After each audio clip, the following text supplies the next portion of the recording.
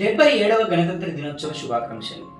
న్యూఢిల్లీలోని కర్తవ్య పథలో 150 సంవత్సరాల వందే మాతరం అనే థీమ్తో ఈ కార్యక్రమాన్ని నిర్వహించడం జరిగింది.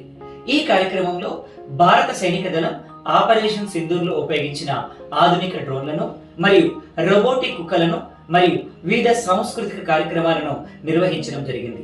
ఈ కార్యక్రమానికి ముఖ్య అతిథిగా యూరోపియన్ యూనియన్ కి చెందినటువంటి అధ్యక్షులు ఆంటోనియో కోస్టా మరియు యూరోపియన్ యూనియన్ కమిషన్ అధ్యక్షురాలు ఉర్సులా వాన్ డెర్ లెయన్ హాజరయ్యారు. ఈ విదేశీ రాయబారులను ఆహ్వానించడం 1950 జనవరి 26 నుండి భారతదేశం ప్రారంభించడం జరిగింది. ఈ కార్యక్రమంలో శిక్షణ పొందినటువంటి సైనిక రోబోటిక్ కుక్కలను మరియు ఈ కార్యక్రమంలో ప్రత్యేకమైనటువంటి డేగలను వాటి యొక్క ప్రదర్శనను నిర్వహించడం జరిగింది.